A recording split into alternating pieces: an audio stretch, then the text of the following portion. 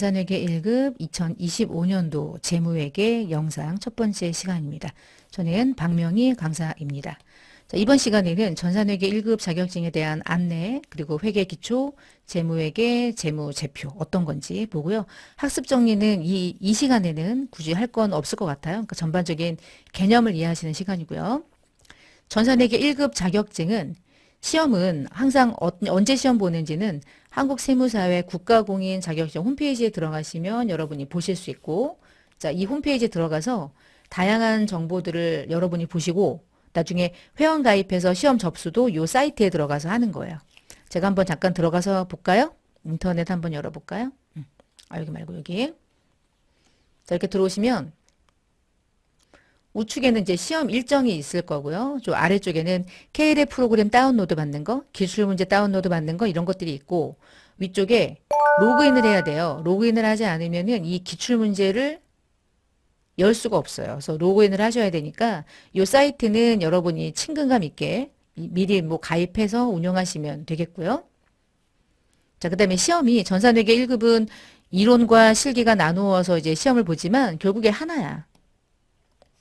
이론이 돼 있어야 이론 문제는 객관식이거든요. 사지선다. 그리고 실기 관련된 건 프로그램에 입력하는 거야. 그래서 두 개가 다 더해졌을 때 이론은 점수가 30점 100점, 실기는 70점 100점, 전체가 100점 만점으로 구성이 되어 있고요.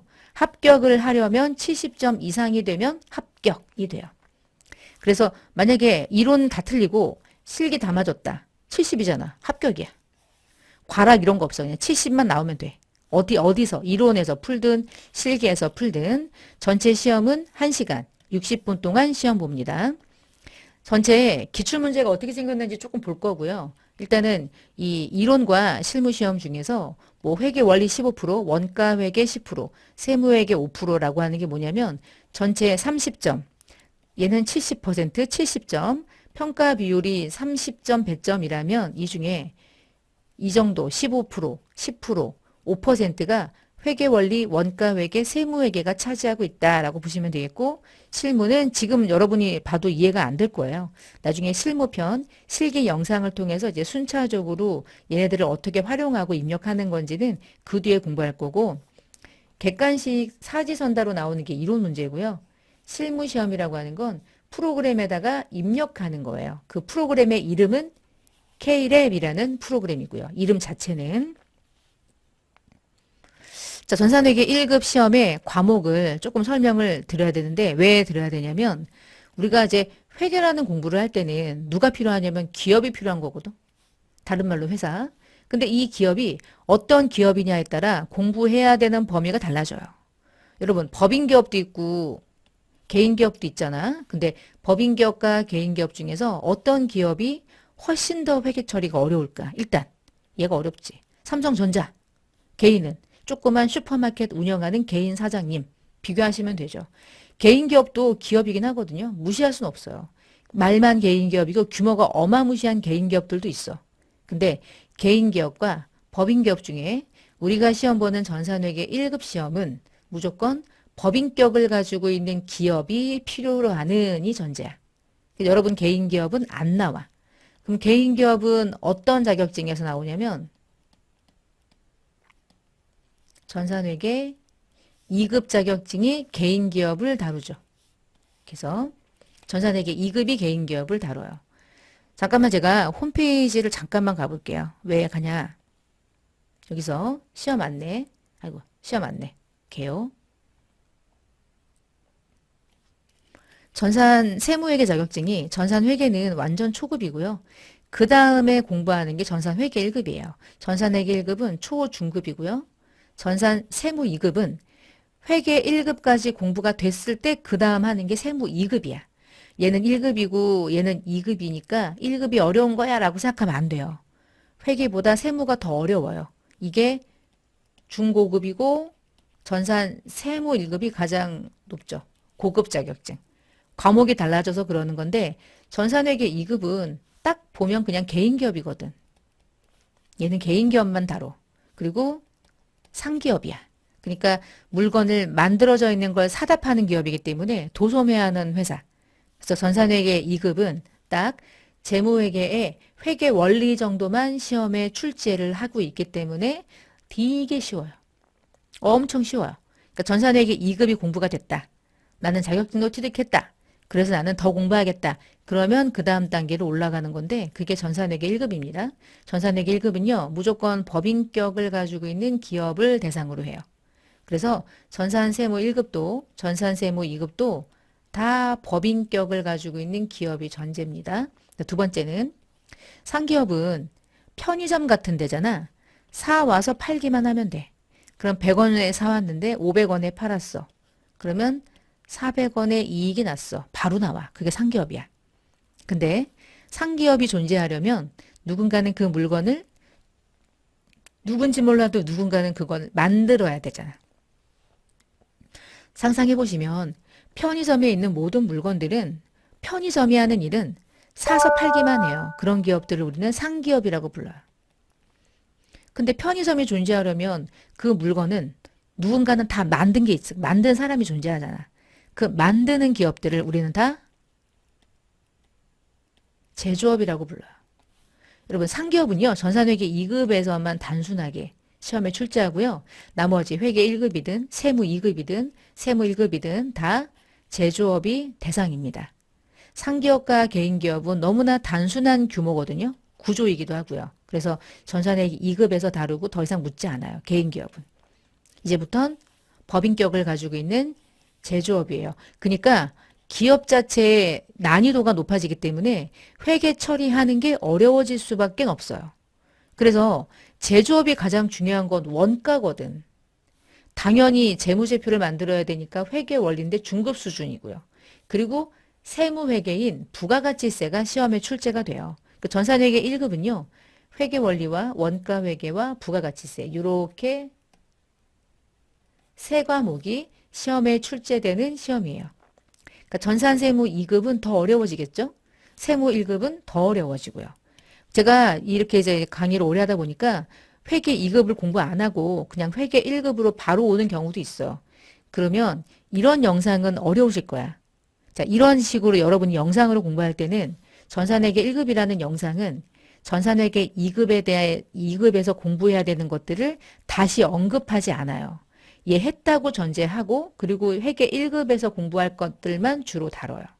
저도 그렇게 하고요. 왜냐하면 전산회계 1급 영상인데 전산회계 2급에서 얘기할 것들을 얘기하면 회계 1급 공부하는 학생들은 짜증이 이빨이 나지. 그 뭐야? 나 회계 1급 공부하러 왔는데 왜 전산회계 2급에서 얘기하는 기초를 자꾸 하는 거야. 나 빨리 이거 회계 1급 공부하고 싶은데. 그래서 구분이 될 수밖에 없거든요. 회계가 처음이신 분들은 전산회계 2급으로 가시고 나는 전산회계 2급 정도 공부했다. 그러면 이제 전산회계 1급 오신 거야. 잘하신 거고. 그리고 나서 나중에 회계 1급 이 영상을 통해서 만약에 공부가 다 되신 분들은 그 다음에 세무 2급 가시는 거예요. 그리고 마지막에 욕심이 생겼다. 그러면 전산세무 1급 가시고요. 그렇게 해서 쭉쭉쭉쭉 따라가시면 되고요. 그리고 제가 이제 전산세무 1급은 아마 이제 이런 영상으로는 제공을 안 할 거고 제 이름 박명희 세무회계라고 해서 이제 유튜브 채널을 하나 운영하고 있는데 그 유튜브 채널로 오시면 아마 이제 세무 1급 자격증 공부도 같이 하실 수 있을 거고 뭐 그렇습니다. 이렇게 생겼어요. 이렇게 해서 들어오실 수 있고요. 자, 일단 다시 이제 돌아가서 전산회계 1급은 기업이 법인이면서 제조업이야. 그리고 대기업은 다루지 않아. 전산세무회계는 무조건 중소기업만 다룹니다. 대기업을 다루진 않아요. 그러면 공부해야 되는 이 난이도가요. 어마무시하게 많아지겠죠. 그래서 규모가 일단 기업의 수준을 딱 세팅해 둔 상태에서 이제 과목이 나눠지고요. 아까 제가 전산회계 1급 시험의 과목이 앞에 보면 회계원리, 원가회계, 세무회계가 나온다고 그랬잖아요. 자, 이게 구체적으로는 회계라고 하는 분야예요. 기업이 얼마를 벌어서 얼마를 들고 있는지 우리 회사에 자금을 투자해 준 주식회사를 전제로 공부하거든요. 그러면 주식회사의 주주는 돈줄을 대준 주주야. 그러면 주주에게 잘 보여야 돼. 우리가 돈을 버는 이유는 열심히 나에게 자금을 조달해 준 자들에게 배당을 해야 될 내 기업이 돈을 많이 남겨서 이익을 배당해 줘야 되는 게 내가 할 일이에요. 내가 할 일이야. 그러면 이익을 많이 냈는지 손실이 났는지 뭘 보고 알아야 될 거 아니야, 주주가. 그럼 그들에게 보여주기 위해서 무언가를 만들어야 되는데 주주뿐만이 아니라 많은 사람들이 이 기업의 관심도가 높거든.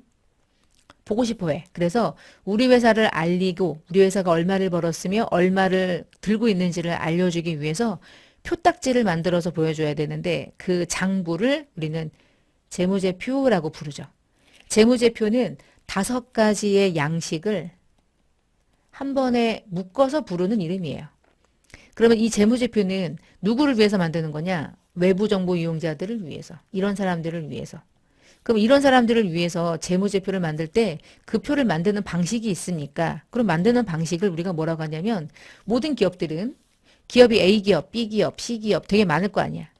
근데 기업마다 재무제표를 만드는 이게 재무제표를 FS라고 약어로 쓰는데 재무제표를 만드는 방식이 다 다르면 외부정보 이용자가 A 거, B 거, C 거 볼 때 다 다른 표딱지를 보게 되잖아. 이렇게. 그럼 안 되지. 표는 동일한 방식으로 만들어져야 되겠다. 그래서 동일한 방식으로 만들기 위해서는 똑같은 기준을 적용하자. 그래서 그 기준을 우리는 기업 회계 기준 앞에다가 일반자를 쓰면 일반 기업 회계 기준 이렇게 불러요. 그래서 일반 기업 회계 기준에 의해서 만든다. 재무제표를. 그렇게 이해하시면 좋고요. 우리가 또 과거지향적이다. 이건 무슨 얘기인지는 뒤에서 공부하실 거고 정기적으로 만듭니다. 누구를 위해서 만드냐면 외부정보 이용자들을 위해서. 근데 그에 반해서 원가관리회계, 여기서 말하는 원가회계랑 관리회계는 같은 건데요. 관리회계라고 말할 때는 원가자라는 글씨를 빼고 부르는 거예요. 근데 원가관리회계는 뭐냐면 우리 기업이 만들어서 판매하는 이 제품이 1,000원에 파는데 사실은 만들 때는 300원의 원가가 들어갔다면 이 원가가 도대체 300원이 어떻게 계산됐는지 원가를 계산하는 별도의 공부를 하는 게 필요하거든요. 이거 원가. 이 원가를 계산하는 걸 별도로 공부하는 회계를 우리가 원가관리회계다 이렇게 불러요. 원가회계. 이 원가회계는 어떤 원가를 말하는 거냐면 제품을 만들어서 판매하는 제조업의 원가를 우리는 4글자로 제조원가라고 부르고요. 제조원가를 계산하는 걸 공부하는 게 원가회계예요. 여러분 시험에 관리까지는 안 나와. 원가와 관리는 또 다르거든. 그래서 누구를 위한 거냐? 여러분 외부정보 이용자들한테 우리 회사가 만든 제품의 원가를 알려줄까? 외부정보 이용자면 여러분도 나도 다 알게 되는데 삼성전자의 휴대폰 하나가 원가가 사실은 15만 원이었는데 우리는 그것을 150만 원에 사고 있어. 짜증나잖아. 아무도 원가를 공개하지 않아요. 외부에 공개할 수가 없어요. 원가는. 우리끼리 비밀이라고. 그래서 원가는 내부 정보 이용자들만 알면 돼. 기준? 없어.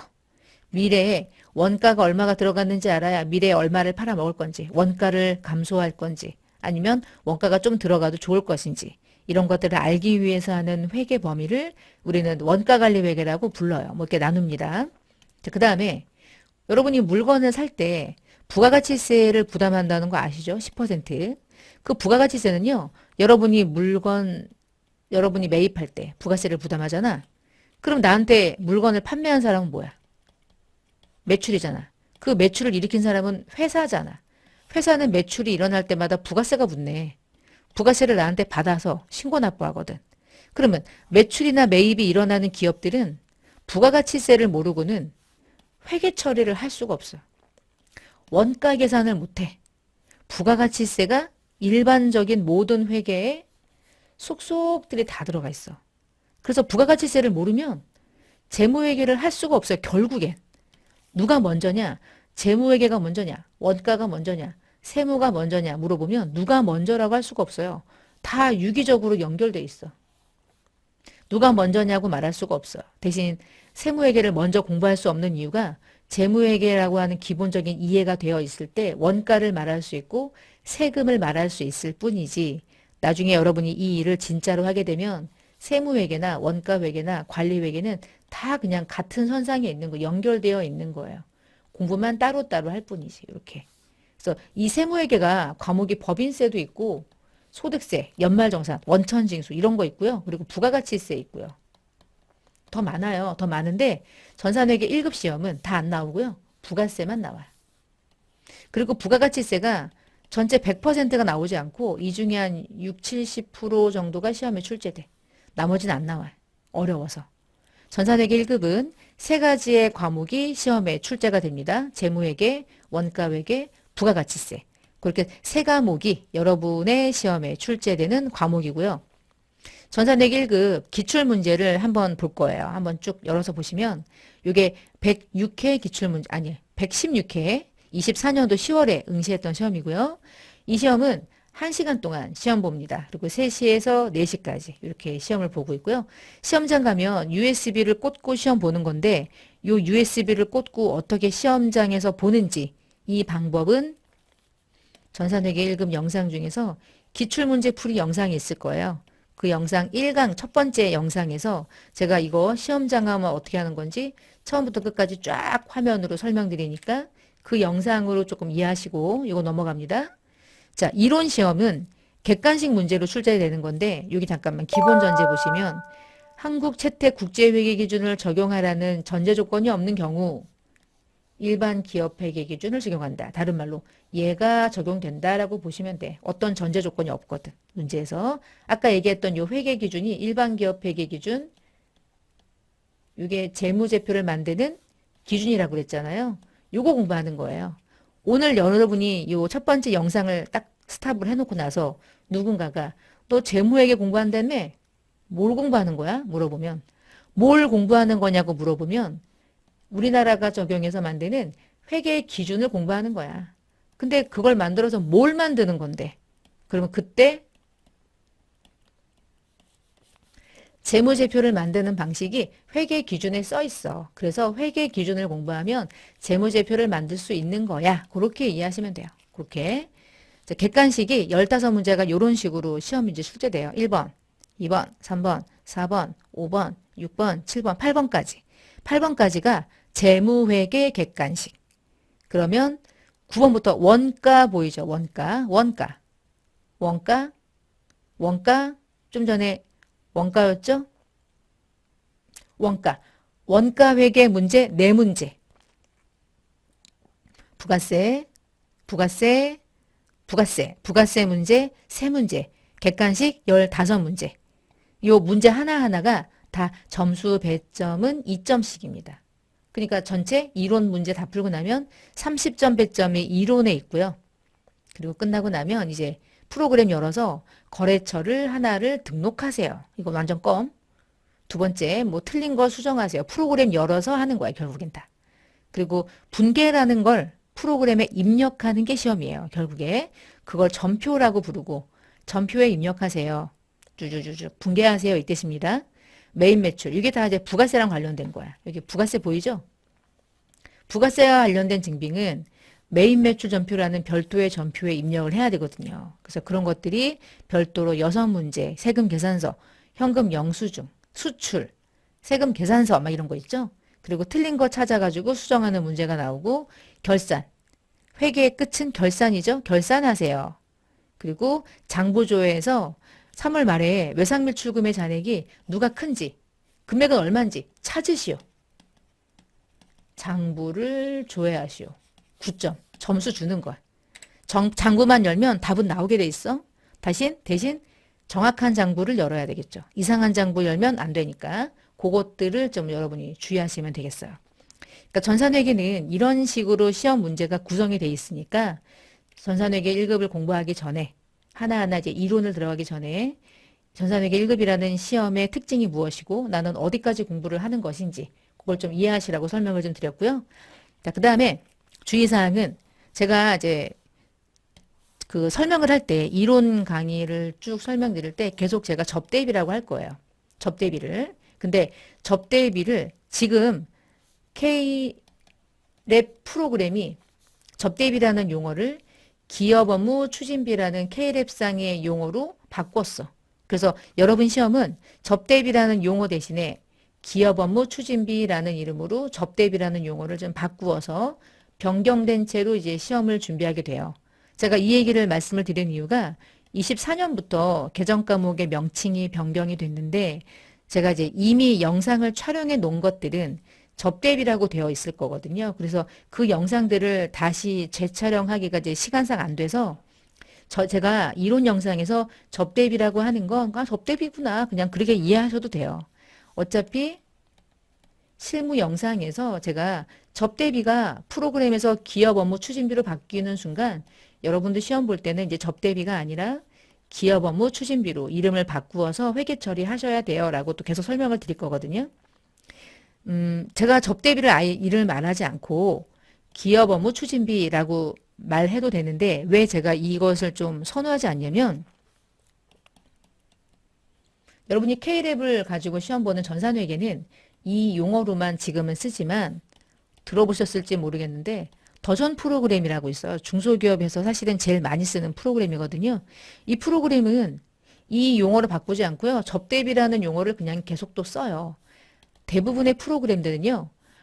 회계 용어로는 접대비를 계속 씁니다. 기업 업무 추진비는 법인세법상의 용어가 바뀌었던 것 뿐인데 K대 프로그램이라고 하는 이 프로그램 자체가 접대비라는 용어도 그러면 회계 처리도 접대비라는 용어 대신에 기업 업무 추진비로 쓰자. 그래서 용어가 좀 바뀐 거예요. 여러분 중에 이제 실무에서 진짜로 일을 하시는 분이 계실지 모르겠는데 회사에서 접대비라는 용어를 계속 쓴다. 문제 되냐라고 물어본다면 전혀 문제 없음. 왜 문제가 없냐면 회계와 세법은요. 전혀 다른 거예요. 회계는 회계고 세법은 세계예요. 각계전투야. 근데 K랩은 접대비가 기업 업무 추진으로 바뀌었으니 회계 용어도 접대비라는 용어 대신에 이 이름으로 다 통일하자 해서 통일을 한 것뿐이지 제 개인적으로 이 이름 바뀐 것에 대해서 별로 그렇게 뭐 아름답지 않다고 생각해. 이게 뭐야? 기업 업무 추진비. 그럴듯한 용어를 바꿔가지고 말하기만 힘들잖아. 접대비. 얼마나 직관적입니까? 아름답잖아. 근데 이름 바꿨어. 제가 뒤쪽에 접대비라는 용어를 계속 쓴다고 해도 여러분은 바뀐 것만 알고 있으면 돼요. 나중에 실무 연습할 때와 기출문제를 풀이할 때 제가 다시 이 얘기를 계속하면서 지금 현재 시험 볼 때는 접대비라는 용어를 대신해서 이것으로 우리 시험은 기업 업무 추진비를 쓰고 있으니 그땐 제가 정확하게 계속 언급을 해드릴 테니까 이론 강의를 들으실 때만 접대비라고 할지라도 이 이름으로 바뀐 걸 뒤에서 바로잡아 드릴 거니까 어색해하지 마시고 계속 접대비에 대한 용어만 너무 불편하게 생각하지 마시고 영상을 좀 계속 공부하시면 되겠고요. 자, 그러면 이제 회계 기초 개념으로 좀 들어가 보겠습니다. 자, 아시는 분들도 계실 거고 난 처음이다 이러시는 분들도 계실 텐데 회계라고 하는 게 기업의 정보를 이용하려고 하는 자들이 대부분 주주죠. 이렇게 주주, 채권자 또는 과세 당국도 있을 거고 여러분 같은 개인들도 있을 거고 기업 외부에 있어가지고 외부 정보 이용자라고 부르는 거예요. 그럼 기업의 정보를 외부 정보 이용자에게 알려주기 위해서 하는 절차가 회계입니다. 그래서 어카운팅이라고 부르고요. 이들에게 왜 정보를 알려줘야 되냐? 이들이 돈을 가지고 있거든. 자, 돈 가지고 있는 사람들에게 이 정보를 알려주면 우리 회사가 좋아 보이면 투자할 거고 별로 아니면 안 하겠죠. 그런 의사결정을 하기 위해선 정보가 필요하잖아. 그래서 이들이 합리적인 판단, 경제적 의사결정을 할 수 있도록 그 기업 실체가 가지고 있는 정보를 매우 유용한 정보겠죠. 그들에겐 그것들을 정보를 이 제공한 온 과정을 우리는 뭐라고 부르냐면 회계, 어카운팅이라고 불러요. 그러면 이때 유용한 정보라는 게 뭘까요? 네 글자로 말하면 재무제표를 말하는 거고 그건 객관적인 회계 원칙에 따라서 보고하는 건데 그 객관적인 회계 원칙이 현재 이원화되어 있다는 거죠. 왜 이원화가 돼 있냐? 기업의 특징으로 나뉘는 거예요. 자, 상장 기업은 코리아 IFRS가 한국이 채택한 국제회계 기준이라는 뜻이고요. 2011년부터 상장 기업은 의무적으로 이 기준을 적용해서 시험 보고 있어요. 전반적으로 이 배경까지 설명드리기에는 이 동영상 강의는 좀 시간이 짧고 요거는 인터넷 찾아서 보시면은 왜 국제회계 기준을 도입했는지를 여러분이 충분히 읽고 이해하실 수가 있을 거라서 요거는 넘어가고요. 근데 비상장 기업은 이걸 쓸 필요가 없거든요. 전부 다 영어예요. 영어를 우리나라로 번역하는 것만도 몇 년 걸렸어요. 거기다가 이 기준은 전 세계적으로 쓰는 거니까 복잡하고 매우 적용 사례가 어려워요. 그래서 야, 우리나라 기업만 비상장 기업이야? 그러면 전 세계적으로 네 기업이 있는지 없는지 모르지? 우리나라도 모르는데 뭐. 그러면은 비상장 기업은 이거 쓰지 마. 자, 우리나라 기준이 원래 있거든. 그거 쓰자. 그거 우리는 갭이라고 불러요. 갭. 맞줄여서 일반 기업 회계 기준이 일반 기업이 사용하는 회계 기준. 그래서 일반 기업 회계 기준이라고 부르고요. 우리는 이 기준이 아닌 이 기준을 쓴다. 비상장 기업도 국제회계 기준을 쓸 수 있어요. 선택할 수 있지만 우리 시험은 비상장 중소기업의 회계 처리를 출제하기 때문에 일반 기업 회계 기준에 의한 회계 처리를 여러분이 학습하시게 됩니다. 그걸 공부하신다 이렇게 이해하시면 돼요. 그래서 재무회계하고 이제 재무제표의 이제 관계를 보면 재무회계가 뭐니? 이거 기업의 외부 정보 이용자들에게 유용한 정보를 제공하는 건데 그건 재무제표야. 재무제표는 뭐야? 재무상태표, 손익계산서, 현금흐름표, 자본변동표, 주석 5가지를 우리가 재무제표라고 불러. 그래서 재무회계랑 관리회계는 어떠한 차이점이 있는지를 이제 설명드렸던 거예요. 그리고 잘 구분을 잘 해보시고요. 차이점이 좀 있구나라고 이해하시면 됩니다. 자, 그럼 넘어가서 재무제표는 5가지 형태로 나누어져 있는데 재무상태표는 기업의 재무상태를 나타내 주는 거고요.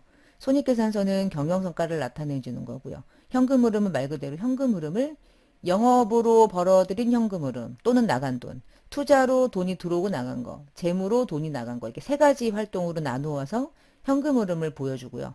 자본은 말 그대로 자본 변동의 현황을 보여주는 거예요. 주석은 외부 정보 이용자들이 재무제표를 읽어야 되는데 숫자만 덜렁 있어. 설명을 좀 보고 싶어. 설명서. 도움이 되는 정보들.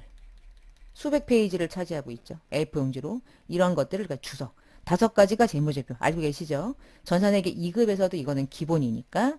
자, 여기서 근데 포인트는 우리가 이제 회계 기간이라는 게 있다고 했잖아요. 그래서 1월 1일부터 12월 말일까지를 통상적으로 우리 시험에서는 한 회계 기간으로 정하는데 이때부터 이때까지 1년이라는 기간 동안 얼마 벌었어?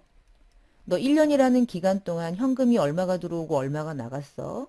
1년이라는 기간 동안 네 자본이 얼마로 움직인 거야? 그 변화를 좀 보여줄래? 그래서 경영성과도 일정 기간, 요 기간, 현금흐름표도 일정 기간, 자본변동표도 일정 기간의 정보를 보여주는 건데 재무상태표는 이거죠. 나 전년도에 넘어왔던 잔액이 100이었거든. 근데 네가 돈 벌었지? 20. 나 그래서 120 됐어. 그럼 재무상태는 뭘 보여주면 돼요? 나 지금 120 있어. 이거 보여주면 되거든요. 그 재무상태표는 재무상태표만 유일하게 현재 시점의 정보를 보여준다. 이게 핵심이죠. 그 재무상태표는 시점의 정보인 거야. 지금 현재 얼마 있어. 끝. 근데 왜 120인 거야? 왜 120인 거야? 라고 하는 그 왜는 얘네들이 보여주는 거야. 그 왜는 얘네들이. 그래서 얘네들이 재무상태가 변화된 이유를 보여주고요. 그래서 얼마를 가지고 있는지는 재무상태가 보여주는 거죠. 그래서 내년으로 2월 되는 장부는 유일하게 뭐만 넘어가면 돼요? 얘만 가면 돼요. 2월 장부는. 왜 얘만 가면 돼요?